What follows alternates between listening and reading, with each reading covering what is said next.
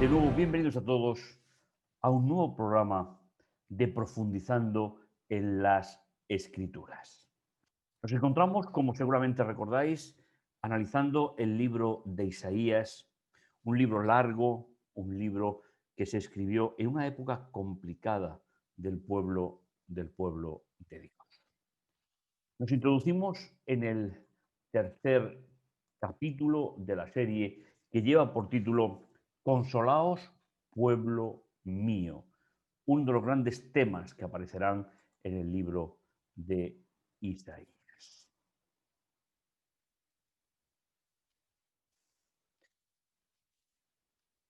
El título del capítulo 3 es Cuando tu mundo se cae. Seguimos en la época de los reyes, esa época donde la situación del pueblo de querer ser igual a los otros. A veces hablamos mucho de los reyes, pero finalmente la situación geográfica, política de Israel en ese momento fue el resultado de querer ser más de lo que Dios había designado para su pueblo. Dios quería que Israel tuviese una misión de presentar a Dios a la sociedad y no de ser un campo de batalla entre los diferentes reyes paganos de la época, donde los reyes de Israel pretendieron, por no obedecer a Dios, pretendieron establecer alianzas que en muchos casos no les permitió llegar a ser lo que Dios había preparado para ellos.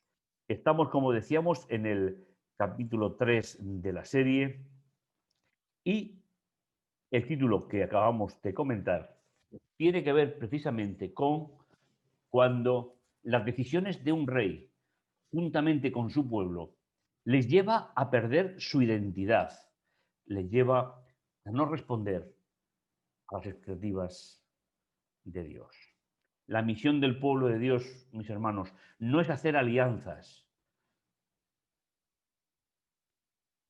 La misión que Dios encomendó a su pueblo fue la de predicar el Evangelio a toda nación, tribu, lengua y pueblo. Y en el caso que nos ocupa, señalar a todos los pueblos de alrededor quién era el Dios de la alianza y sobre todo qué tenía Dios preparado para cada uno de ellos. Nos dice Isaías capítulo 7, versículo 9, Samaria es capital de Efraín y el hijo de Romelías, capitán de Samaria. Si no creéis, no subsistiréis. Es decir, si no mantenéis una relación personal con Dios. El pueblo era tan insignificante con las grandes potencias militares de alrededor, que si no se mantenía una relación personal con Dios, difícilmente podrían perdurar en el tiempo. Y finalmente, Dios tuvo que estar reparando sistemáticamente esas relaciones incorrectas de su pueblo para que no desaparecieran con los acontecimientos de la sociedad que los rodeaba. Nos encontramos en el tiempo de Acaz, en los mensajes de Miqueas e Isaías. Y como recordamos seguramente, estamos hablando de las profanaciones que se hicieron sobre el templo de Jerusalén por parte de los reyes, donde en muchísimos casos los utensilios del templo fueron moneda de cambio y en otros, por influencia o orden de los reyes de alrededor, se produjo invasiones y profanaciones del templo que dejó al pueblo desvalido frente al plan de salvación. El peligro viene del norte. Vamos a verlo en Isaías capítulo 7 del 1 al 9. Reinaba en Judá Acaz, Rasín, rey de Damasco, y Pekaj, hijo de Romelías, rey de Israel, subieron a Jerusalén para atacarla, pero no lograron la conquista. Veis que Israel se encontraba rodeada por pueblos que querían invadirla para extender los límites de sus propias poblaciones. En este momento, la situación era realmente complicada. El reino del norte, Efraín, el de Siria, se unieron contra el país más pequeño de Judá, que estaba en el sur, es decir, Jerusalén, donde solamente vivían la tribu de Judá, vivían los sacerdotes y vivía Benjamín. Esto sucedió cuando Judá se debilitó por los ataques de los edomitas y de los filisteos. En el pasado, nos cuenta la historia bíblica, Judá había luchado contra Israel, pero una alianza entre Israel y Siria presentan un peligro abrumador. Al parecer, Israel y Siria querían obligar a Judá a participar con ellos en una coalición contra el extraordinario poder de Asiria, quien seguía amenazando, quien seguía amenazando por invadir toda la zona del pueblo de la Alianza. Y llegó la noticia al heredero de David. Los sirios acampan en Efraín, y se agitó su corazón y el del pueblo como se agitan los árboles del bosque con el viento. Y el Señor dijo a Isaías, ve al encuentro de Acaz con tu hijo hacia el extremo del canal de la alberca de arriba, junto a la calzada del campo del batanero. Y le dirás, vigilancia y calma, no temas, no te acobardes ante esos dos cabos de tizones humeantes. El Señor ayuda a Acaz a decirle, tranquilo, yo estoy al frente de tu pueblo si tú no me abandones. Aunque Siria trame tu ruina con Efraín y el hijo de Romelías, diciendo, subamos contra Judá, quitémosla, abramos brecha en ella y nombremos en ella al rey, al hijo de Tabuel. Así dice el Señor, no se cumplirá ni sucederá. Damasco es capital de Siria y Rasín, capital de Damasco. Dentro de 65 años, Efraín, destruido, dejará de ser pueblo. Samaria es capital de Efraín y el hijo de Romelía es capital de Samaria. Si no creéis, no subsistiréis, dice el Señor, que volvió a hablar a Acaz. Aunque sean textos que nos parecen, pues, a veces densos, en realidad nos están contando cómo el pueblo se alejaba, entraba y salía de su relación personal con Dios. A veces hay personas que me preguntan, bueno, ¿y por qué estos textos en la Biblia? Y el texto lo miramos desde el punto de vista humano, tiene un desarrollo puramente humano. Pero si el texto lo miramos desde el punto de vista de Dios, el Señor estuvo reparando la situación de su pueblo durante más de 300 años, para evitar sobre todo lo que llegó con la invasión de Nabucodonosor. Pero no fue una elección de Dios. Dios jamás tuvo la intención de someter a su pueblo a una situación como esa, sino que estuvo reparando y reparando los errores que Israel cometía. Y Acaz, como hemos visto en el esquema hace unos instantes, Acaz fue un rey que realmente utilizó el templo de Dios, el templo de Jerusalén, como una moneda de cambio, tanto política como religiosa. Y la presencia de Dios durante este periodo escaseó o no fue posible en el templo, en el lugar santísimo, como era lo que Dios había preparado para ellos. La historia continúa y continúa con el cuidado de Dios para su pueblo. Y Dios le va a dar otra oportunidad. Oportunidad que tiene que ver con que vuelvan de sus caminos y cambien el proceso de su vida. Seguimos leyendo. Pide una señal al Señor tu Dios en lo hondo del abismo o en lo alto del cielo. Respondió Acaz, no la pido, ni quiero tentar al Señor. Entonces dijo Dios, escucha, heredero de David, ¿no os basta cansar a los hombres que cansáis incluso al propio Dios? Es decir, el Señor le dice al rey, a Acaz, le dice que le pida una señal. Es decir, pidiendo la señal significaba que ponía a Dios en primer lugar, que ponía a Dios al frente de todas sus acciones. Pero Acaz no la pidió y se inventa una excusa. No quiero tentar al Señor. Y de una forma muy humana y en lenguaje humano, el profeta recoge lo que sería una sensación de Dios.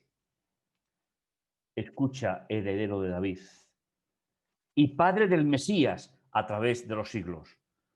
¿No os basta cansar a los hombres, que también incluso cansáis a mi Dios?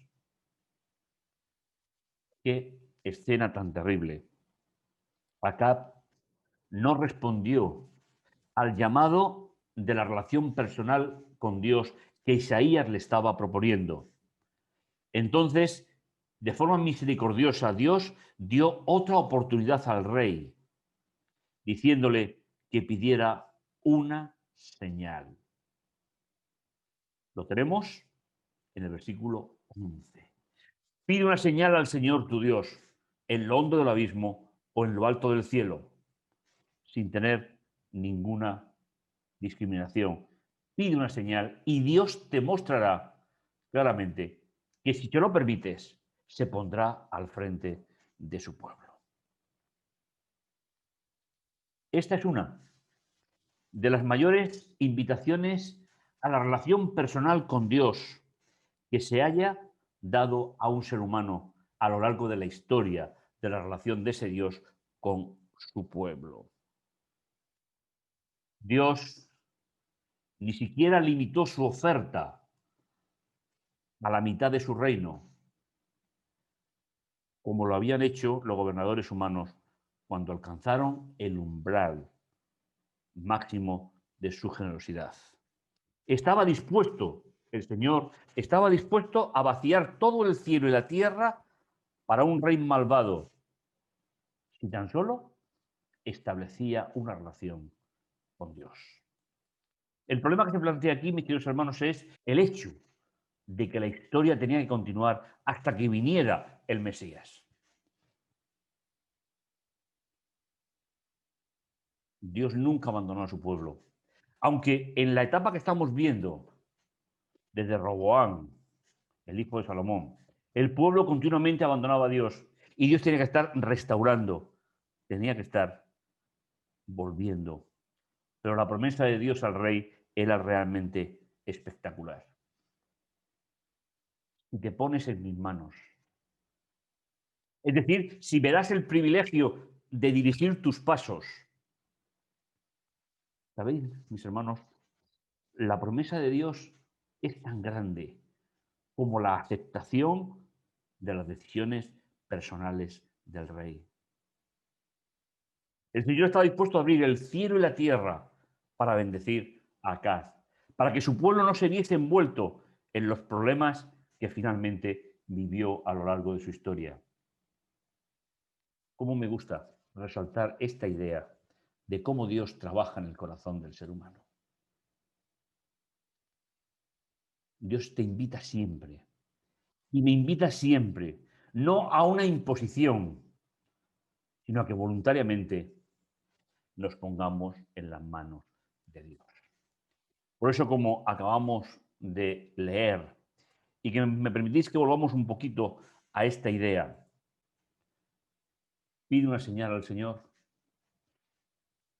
y Dios abrirá su inmensidad. Pero acá buscó una forma para no pedir la señal y para seguir engañándose a sí mismo. Pues no dice, no quiero tentar al Señor. Pero el texto contradice a Acar, no a Dios.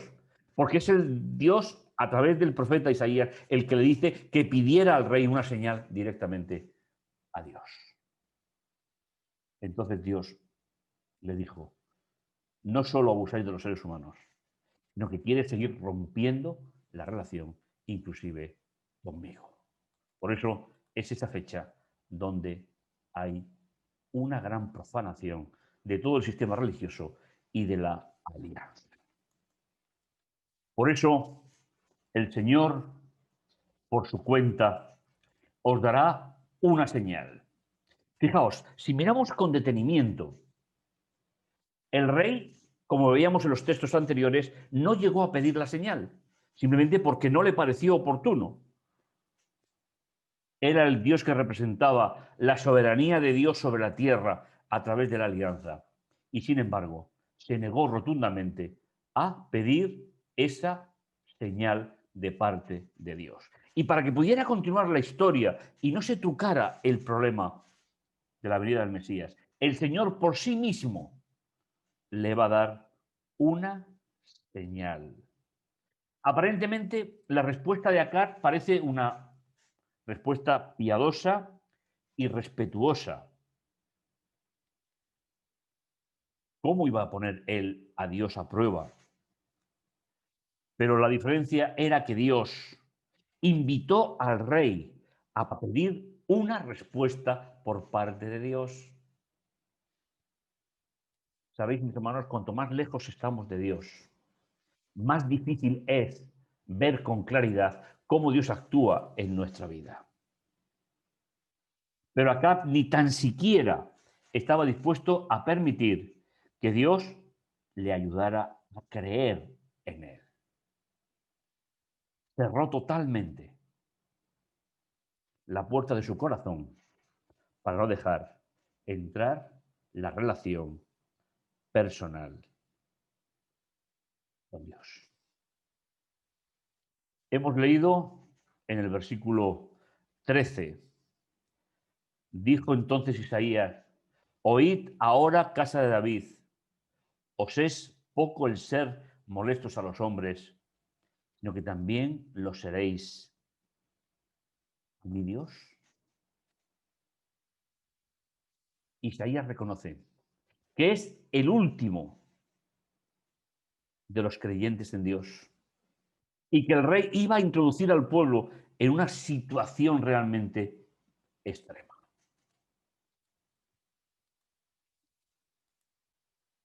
¿Y cuál es la señal? Señal que Dios por su propia cuenta le va a dar a Israel. Pero ¿qué nos enseña el estudio de estos versículos acerca de la paciencia de Dios y la voluntad de Dios para darnos la salvación a todos? Mis hermanos, Dios no se mueve por impulsos. Dios no se mueve como nosotros nos movemos. Dios tiene un proyecto. El proyecto es la salvación del ser humano.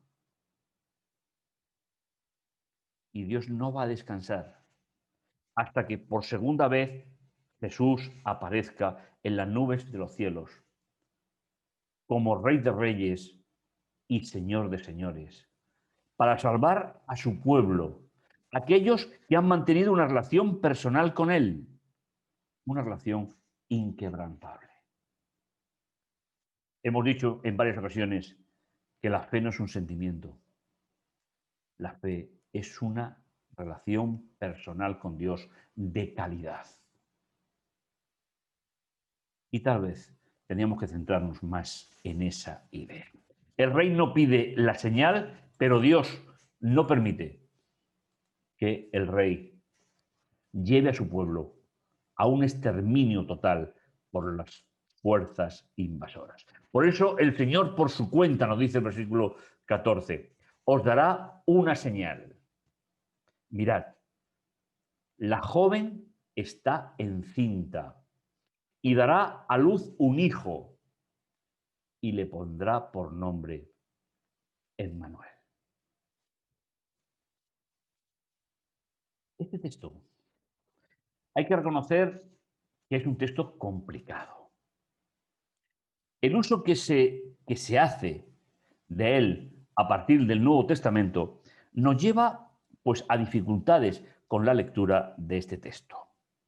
No sabemos muy bien quién era la madre, no sabemos quién es ese hijo que es el que va a dar la señal de Dios para su pueblo.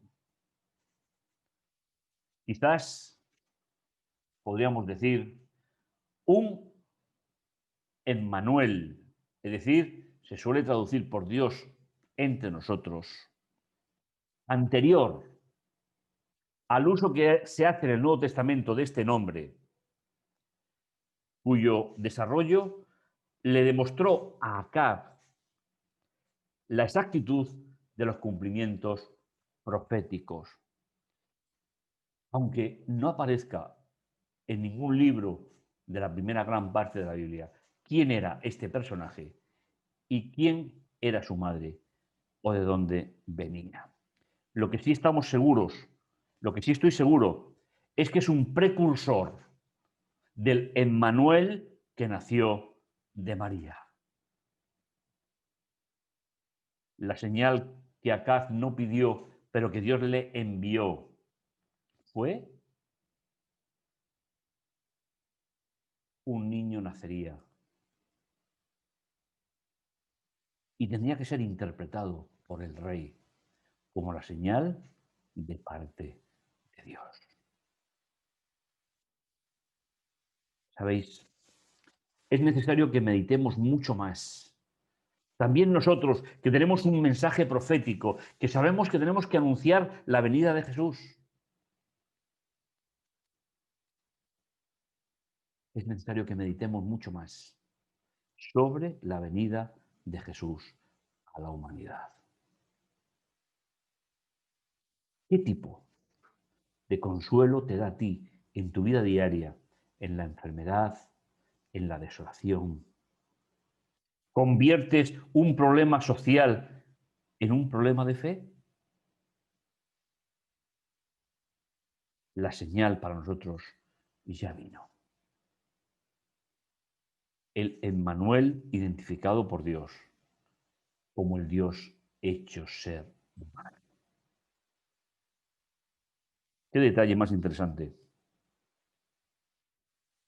para un mundo tan frío, tan calculador y tan alejado de Dios. De alguna otra forma, Acaz fue amonestado por Dios, fue dirigido por Dios, no por la señal que Acaz pidió, sino porque Dios quería continuar la historia. Y no olvides un detalle importante. Tú también formas parte de esa historia de Dios. Déjate dirigir por Él. Déjate guiar por Él. En el siguiente capítulo, en el siguiente programa, tendremos una nueva visión. El tema 4 llevará por título Por las malas. Nos encontramos, tenemos una cita en el siguiente programa, en el mismo día, a la misma hora y por el mismo canal. Que el Señor te bendiga y te guarde y que el Señor puedas permitirle que pueda trabajar en tu vida y dirigir los destinos eternos de tu existencia. Oremos. Bendito bondadoso Dios que estás en los cielos, te damos gracias por tu amor y tu misericordia.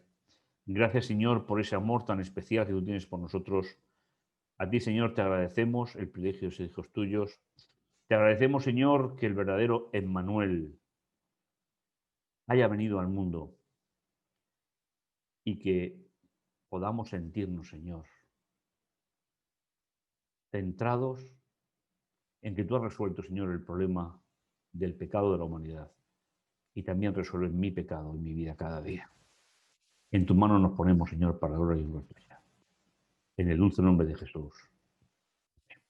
Pues nos vemos en el siguiente programa. No te lo pierdas. Ahí estaremos juntos para seguir oyendo a Isaías y extraer ese mensaje precioso de salvación. Que el Señor te bendiga y te guarde.